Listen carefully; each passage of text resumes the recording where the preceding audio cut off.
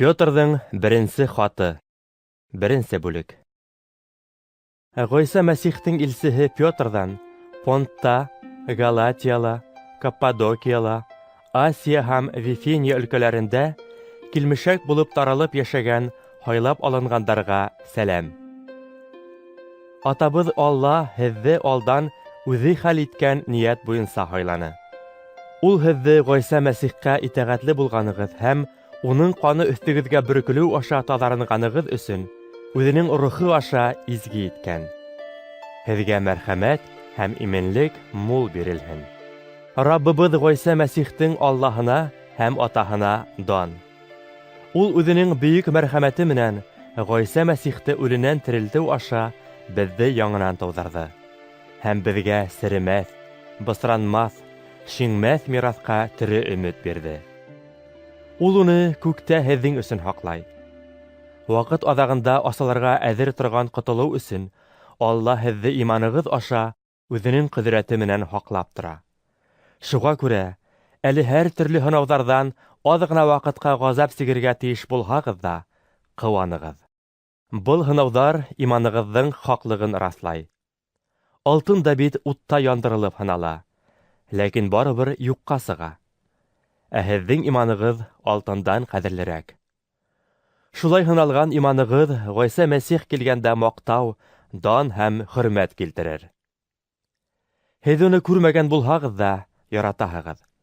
Хәҙер ҙә, күрмәһәгеҙ ҙә, уға ышанаһығыҙ һәм иманығыҙҙың маҡсатына, йәнегеҙҙең ҡотолоуына өлгәшеп, әйтеп бөтөргөһөҙ һәм иҫ киткес ҙур ҡыуаныс менән шатланаһығыҙ. Һеҙгә биреләсәк мәрхәмәт тураһында алдан күреп әйткән пәйғәмбәрҙәр, был ҡотолоу хаҡында эҙләнгәндәр һәм ентекләп тикшергәндәр. Улар үҙҙәрендәге Мәсих рухы, алдан күреп, Мәсихтең ғазап сигәсәге һәм һуңынан киләсәк бөйөклөк тураһында әйткән һүҙҙәрҙең ниндәй хәлдәргә һәм ҡайһы мәлгә күрһәтеүен тикшергән. Уларға үҙҙәренә түгел, ә һеҙҙең өсөн хеҙмәт итеүҙәре асыҡлап бирелде. Улар иғлан иткәндәрҙе бит аҙаҡ, күктән ебәрелгән изге рух аша, һөйөнөслө хәбәр таратыусылар һеҙгә һөйләп бирҙе. Быларға хатта фәрештәләр ҙә күҙ һалырға теләй. Шуға күрә аҡылығыҙ айыҡ булһын һәм эшкә әҙер тороғоҙ. Гойса Мәсих килгәндә һеҙгә биреләсәк Алла мәрхәмәтенә тулыһынса өмөт бағлағыҙ. Тыңлаусан балалар һымаҡ булығыҙ. Алланы белмәгән ваҡытығыҙҙағы элекке мин-минле теләктәрегеҙгә үҙегеҙ өҫтөнән хаҡимлыҡ итергә юл ҡуймағыҙ.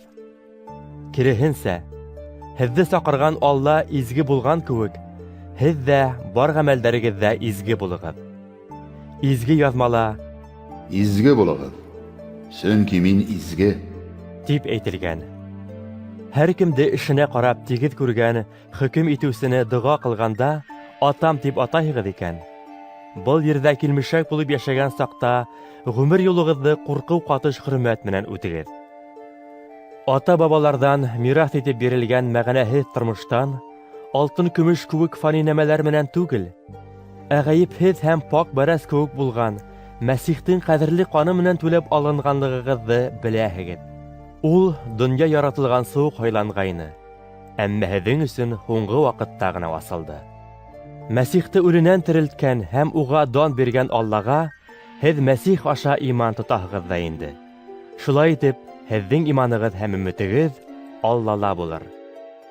Хәҡиҡәткә итәғәт итеп, һеҙ имандаштарығыҙҙы туғандарса эскерһеҙ яратыр өсөн йәндәрегеҙҙе паҡланығыҙ. Шулай булғас, бер-берегеҙҙе ысын күңелдән яратығыҙ. Һеҙҙең яңы тормошығыҙҙың инеше иҫкерә торған орлоҡ түгел, ә иҫкермәй торған орлоҡ. Был Алланың тере һәм мәңгелек һүҙе. Изге яҙмала әйтелгәнсә, бөтә кеше үлән кеүек. Уның бөтә даны ялан сәскәһе ише. Үлән ҡорой, сәскәһе ҡойола. Ә Раббы һүҙе мәңгегә ҡала. Был һүҙ һеҙгә иғлан ителгән һөйөнөслө хәбәрҙең үҙе.